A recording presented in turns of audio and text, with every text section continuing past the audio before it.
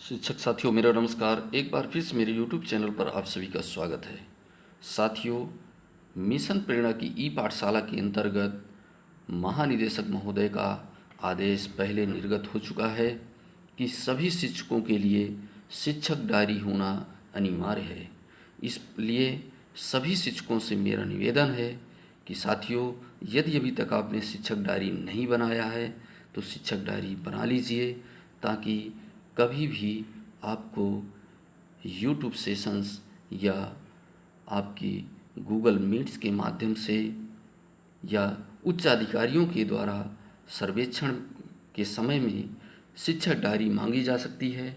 तो साथियों, यह शिक्षक डायरी इस प्रकार से भरना है और 16 से 21 तक की आपको डिटेल्स यहाँ पर शिक्षक डायरी भरी हुई मिल जाएगी। यदि आप चाहते हैं इसी प्रकार के इन्फॉर्मेटिव वीडियो आपको हमारे ही प्लेटफार्म पर मिलते रहें तो आप इस चैनल को सब्सक्राइब कर लीजिए और बेल आइकन को प्रेस कर दीजिए, ताकि सारी नोटिफिकेशन आपको सबसे पहले मिल सके। तो साथियों, नज़र डालते हैं इस सप्ताह की शिक्षक डायरी के शिक्षण योजना पर।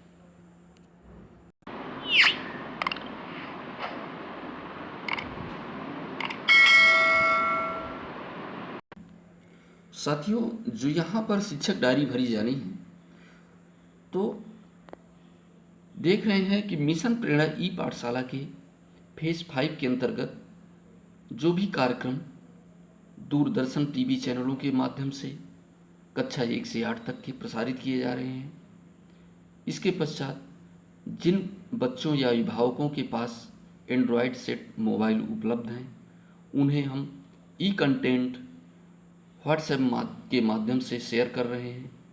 लेकिन इनके अतिरिक्त जिन बच्चों के पास ना तो टेलीविज़न है और ना ही एंड्रॉयड सेट है, उनके लिए हम या शासन स्तर से महानिदेशक महोदय के आदेशानुसार जो मोहल्ला पाठशालाओं का संचालन किया जा रहा है, ये उन बच्चों के लिए है स्पेशल जिन बच्चों को ना तो मोबाइल है एंड्रॉयड और ना ही टेलीविज़न है।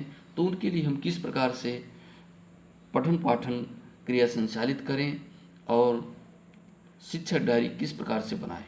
तो यहाँ पर कोई अनिवार्य नहीं है कि वही ई कंटेंट आप लें जो ई पाठशाला फेज 5 के अंतर्गत आ रही हैं। आप यहाँ से अपने सुविधानुसार पाठ के शिक्षण के जो भी योजना आपने बनाई है, इस प्रकार से बच्चों को आप पढ़ा सकते हैं। तो साथियों, ध्यान देते हैं, यहाँ पर हमने कक्षा 6 के विद्यार्थियों के लिए हिंदी विषय की वंदना पाठ में की हमने यहाँ पर शिक्षण योजना या शिक्षक डायरी भरी हुई है। तो सबसे पहले हमने यहाँ पे कक्षा शो कर दिया है।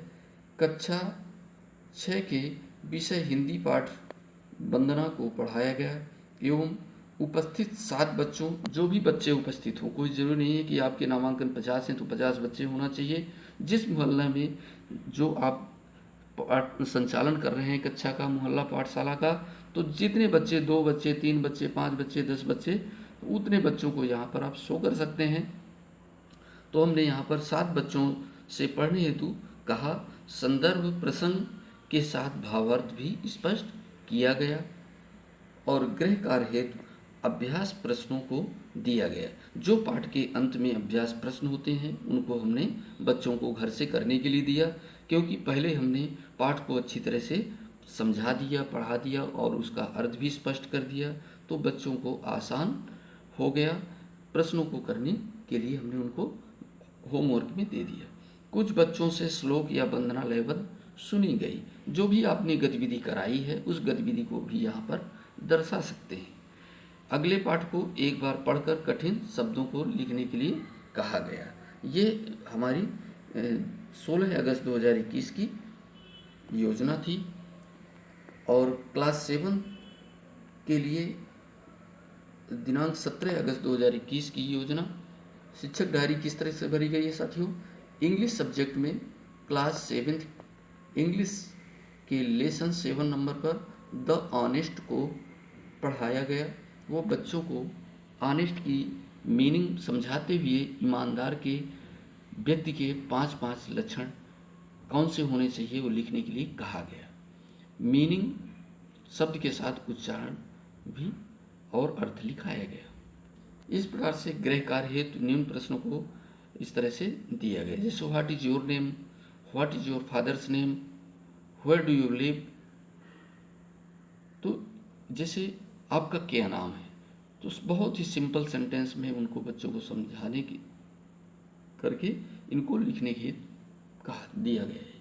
तो ये हमारा 17 तारीख का था। इसी प्रकार से अपने विषय अनुसार आप यहाँ पर इसी प्रकार से बना सकते हैं। कोई आवश्यक नहीं है कि यही सेम प्रकरण दें, सेम पाठ दें, क्लास लें। जो भी आपने लिया है, किस कक्षा के स्टूडेंट्स को पढ़ाया है, 1 2 3 4 5, और उसी हिसाब से जो भी आप बनाना चाहें। सब्जेक्ट भी आप अपना यहाँ पर गणित, इतिहास, भूगोल, पर्यावरण, हिंदी जो भी डालना चाहें आप डाल सकते हैं। तो यहाँ पर विज्ञान विषय पे साथियों ध्वनि प्रकरण पे चर्चा की गई। कक्षा 7 के 3 बच्चों को मोहल्ला पाठशाला में विषय विज्ञान के पाठ ध्वनि के बारे में बोध कराया गया। एक स्टील की एक उदाहरण के तौर पे हमने उनको लिया ताकि उन्हें कॉन्सेप्ट क्लियर हो सके कि आखिरकार ध्वनि होती क्या है। तो ध्वनि की संकल्पना हमें उनके बच्चों के प्रयोगात्मक रूप से दिखाया गया। उसे हमने एक गिलास लिया और पेन से उसमें बजा करके धीरे धीरे आवाज़ निकलती है। तो उनसे बच्चों से पूछा किस प्रकार की बेटा इससे ध्वनि निकल रही है, वॉइस आ रही है। तो बच्चों ने अपने हिसाब से जवाब देने का प्रयास किया।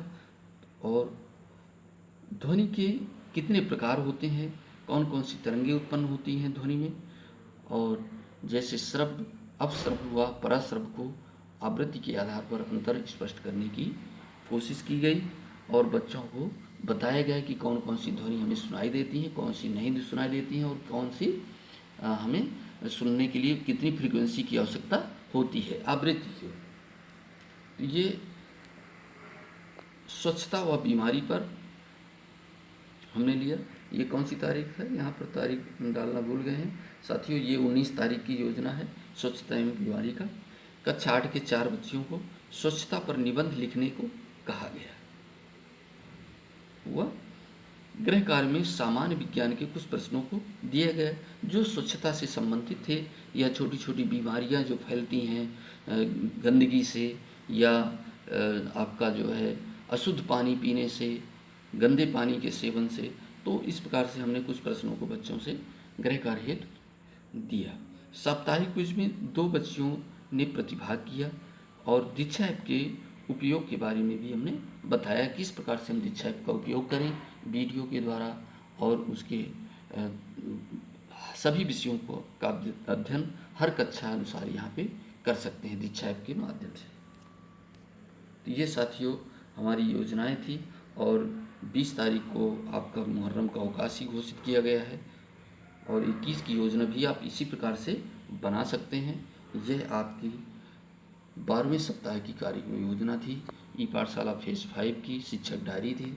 ये साथियों यदि ये वीडियो आपको उपयोगी लगा हो शिक्षक डायरी भरने में, आप अपने अनुसार भी इसे मॉडिफाई कर सकते हैं। कोई आवश्यक नहीं कि सेम टू सेम आप उतारें, आप अपने स्वविवेक का इस्तेमाल करते हुए आप इस पर परिवर्तन कर सकते हैं। तो साथियों नए वीडियो के साथ मिलते हैं, तब तक के लिए जय हिंद, जय भारत।